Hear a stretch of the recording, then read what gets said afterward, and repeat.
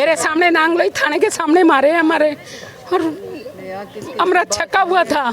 जितना सुनोगे उतने एक नहीं 11 बंदे लगे हमारे घर के। चाहिए, कुछ नहीं चाहिए। थोड़ी देर के बाद में 200-300 आदमी आए हैं, आके मुझे कहने लगे कि सरदार को निकाल, गंदी गंदी गाली देने लगे। तो मैंने कहा भाई वो नहीं है।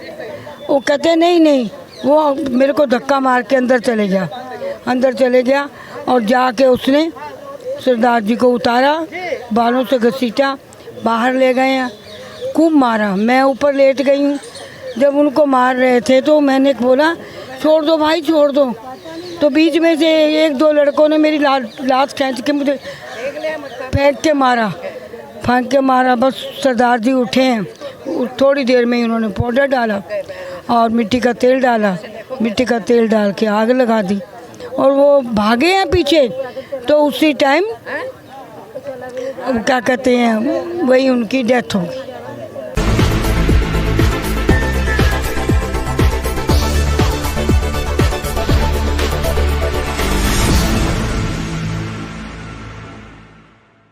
नमस्कार, नवजागरण लाइव में आपका स्वागत है। अभी हम जंतर मंतर पे हैं और यहाँ पे 84 में जो सिख समुदाय के साथ जो दंगा हुआ था उसके जो पीड़ित हैं वो यहाँ पे आए हुए हैं और यहाँ पे जितनी उनकी रिपोर्टें थी, जितने जस्टिस जो सुनाए थे, अपनी रिपोर्ट दिए थे, उन सब का जो है यहाँ पे फाड़ के और उसको जलाने का और डिस्ट्रॉय करने का काम ये लोग कर रहे हैं। एक तरह से सरकार के खिलाफ प्रदर्शन है कि ये जो न्याय है ये इसके साथ छलावा हुआ है। हमारे साथ उस दौरान जो पीड़ित थी उसमें कुलदीप कौर जी हमारे साथ हैं, नागलोई से यहाँ आई हैं। जानते हैं कि उनके साथ क्या हुआ था, उनके परिवार के साथ, और कैसे आज उस दिन को याद करके वो देखती हैं। जी स्वागत है। ये पहली नवंबर की बात है। सुबह 8 बजे मुझे किसी ने बताया, कोई पड़ोस में ही था, कि भाई क्या कहते हैं, सरदारों को जिंदा जला रहे हैं। तो मैंने सरदार जी को बोला कि चलो हम चलते हैं, जाके अपना मेरी बहन किशनगंज रहती थी, वहाँ चले जाते हैं, वहाँ जाके बैठ जाएंगे। वहाँ वो भी, उनकी भी सरदारों की कॉलोनी है। तो बस जैसे हम निकले हैं, मियाँ बीबी हमने ना घर को ताला लगाया। मेरे 2 बेटे, एक मेरी बेटी है। तो हमने घर को ताला भी लगाया, दरवाज़ा छोड़ दिया। तो हम नागलोई थाने के आगे गए हैं। वहीं पर लोगों ने पकड़ लिया, सरदार जी को मारा, खूब मारा, पगड़ी उतार दी, नाली में फेंक दी। और मैंने उनको बोला भाई छोड़ दो भाई। वो क्या बोल रहे थे, वो गाली गंदी दे रहे थे, तुमने हमारी माँ मार दी है, इंदिरा गांधी। तो क्या कहते हैं, अब सरदार का बच्चा कोई बचना नहीं चाहिए, ये सपोले हैं, ये बड़े होंगे और ये फिर किसी को मारेंगे। तो मैंने बोला भाई मत मारो। तो एक को बीच में को भला बंदा था, वो बोलने लगा कि ऐसे करो बहन जी, तुम अपने घर चले जाओ। फिर सर मैं अपने घर आ गई। जब घर आई हूँ तो रोड पे ही लोग बहुत झूम खड़ा। हाँ, उन्होंने छोड़ दिया। फिर घर आ गए हम। घर आके हमने क्या कहते हैं, बाहर सड़क पे ही लोग, मिट्टी के तेल की कैनियाँ थी उनके पास, और ये डंडे थे, डंडे के आगे कील लगी हुई थी। तो हम फिर घर आ गए। घर आके सरदार जी को मैंने बोला कि तुम ऐसे करो, तुम पर छत्ती पे छुप जाओ, कोई भी आएगा मैं उसको बोलूँगी भाई सरदार जी यहाँ नहीं रहते। तो सरदार जी को मैंने पर छत्ती के ऊपर चढ़ा दिया। ऊपर मैंने रज़ाई दे दी तो एक झूम आया, उन्होंने गाड़ी को आग लगा दी। कहते सरदार निकाल। मैं कहा भाई सरदार नहीं है, पता नहीं कहाँ चले गए। कहते अभी तो तुम आए थे वापस। मैंने कहा भाई पता नहीं वो कहाँ भाग गए हैं। अच्छा, फिर दोबारा झूम आया तो दोनों गाड़ियों को आग लगा के, कोई सफ़ेद रंग का पाउडर था, वो फेंक रहे थे और माचिस की तीली लगाते थे, वो एकदम कूड़ा ही हो जाती थी गाड़ी। फिर उसके बाद में थोड़ी देर के बाद में 200-300 आदमी आए हैं, आके मुझे कहने लगे कि सरदार को निकाल, गंदी गाली देने लगे। तो मैंने कहा भाई वो नहीं है। वो कहते नहीं, वो मेरे को धक्का मार के अंदर चले गया और जाके उसने सरदार जी को उतारा, बालों से घसीटा, बाहर ले गए हैं, खूब मारा। मैं ऊपर लेट गई हूँ। जब उनको मार रहे थे तो मैंने बोला छोड़ दो भाई छोड़ दो, तो बीच में से एक दो लड़कों ने मेरी लात खींच के मुझे फेंक के मारा। बस सरदार जी उठे हैं, थोड़ी देर में ही उन्होंने पाउडर डाला और मिट्टी का तेल डाला, मिट्टी का तेल डाल के आग लगा दी और वो भागे हैं पीछे। तो उसी टाइम क्या कहते हैं, वही उनकी डेथ हो गई, वहीं पे हाँ वहीं पर डेथ हो गई। फिर बच्चे थे आप लोग? बच्चे वो दोनों बेटे जो थे वो क्या कहते हैं, जैसे नांगलोई में जाटों के मकान होते हैं, भूसा जिसमें भरते हैं, वो दोनों भूसा उसके अंदर बढ़ गए और लड़की बाप के पास बैठी रही। वो बोलती रही कि पापा जिंदा है, पापा जिंदा है। तो थाने से फिर मैं दोबारा गई, फिर मैं वापस आ गई।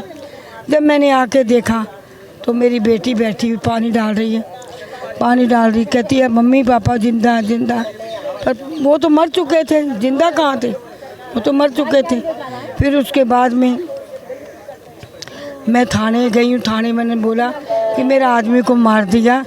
तो जब मैं बाहर निकली तो खूब लाशों का ढेर पड़ा था और जल रहे थे, कोई कुछ हो रहा था, कोई कुछ हो रहा था। बस सर ये मेरे, फिर मैं उसके बाद में मैंने केस भी लड़ा है, उनको कैद भी करवाई है। अब पता नहीं सर वो छूट गए हैं नहीं छूटे हैं, ये मुझे तो आपका मतलब पूरा परिवार खत्म हो गया? नहीं, परिवार नहीं, बच्चे तो हैं मेरे, बच्चे हैं। एक देवर मरा है। आस पड़ोस में 21 घर थे, वो 21 घर, उनके भी एक बंदा उनका बचा है, एक बंदा उनका भी बचा है और बाकी सारे आसपास सारे उन्होंने जला दी। तो अब आप क्या चाहते हैं? अब सर हम ये चाहते हैं कि न्याय मिलना चाहिए, उनको फांसी होनी चाहिए। जबकि रंगा बिल्ला को इन्होंने फांसी दी थी और जो सतवंत सिंह केर सिंह जिन्होंने इंदिरा गांधी को मारा या नहीं मारा ये हमें भी नहीं पता, और उनको भी तो फांसी दी थी, फांसी दिया और वहीं पर उनका संस्कार कर दिया। तो ऐसे जो जिन्होंने हमारे बंदे मारे हैं उनको भी तो फांसी होनी चाहिए ना। हम भी देखें, हमारे भी क्या कहते हैं, हमारे बच्चे पोता पोती तो देखेंगे ना कि भाई मेरी दादी ने न्याय लिया या नहीं लिया, उनको भी फांसी होनी चाहिए। और ना सर हमें नौकरी मिली, हमें कुछ भी नहीं मिला। एक मकान 2 मंजिलों का मकान है जिसमें हम परिवार रहते हैं, बाकी कोई हमारी सुनाई नहीं। बत्ती के बिल आ रहे हैं 2-2, 3-3, 4-4 लाख आ रहे हैं। अब बत्ती का बिल कहाँ से दें? बच्चे हमारे कोई स्टैंड नहीं, पढ़े लिखे नहीं हैं। बच्चों ने सब कुछ आंखों के सामने देखा, वो पढ़े लिखे भी नहीं हैं। कोई बच्चे नशे में पड़ गए, कुछ मर गए हैं, कुछ ऐसे। बस सर अब न्याय मिलना चाहिए कि उनको फांसी होनी चाहिए। नहीं फांसी सरकार दे सकती तो मैं मिट्टी का तेल की 2 बोतलें तो दे सकती है ना उनको। हम जिन्होंने हमारे बंदे मारे हैं, हम मिट्टी का तेल डाल के उनको आग लगा देंगे, हम चले जाएंगे जहाँ मर्जी जाएं।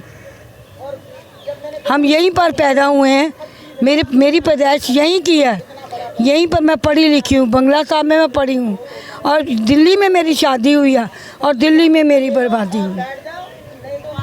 तो ये कुलदीप कौर जी की आपने दर्द भरी जो दास्तान सुनी 84 की, जिसने अपने सामने अपने पति को खोया, अपने बच्चों को घायल होते देखा और आज पूरी तरह से तबाह हो गया इनका परिवार।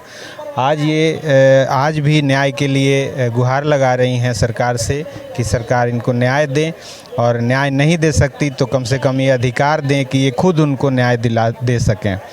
तो बाकी यही 84 के दंगा पीड़ितों की आज की जो धरना प्रदर्शन है, और उस प्रदर्शन के माध्यम से ये यही सरकार से गुहार करते हैं कि 40 साल बाद भी हमें न्याय मिले।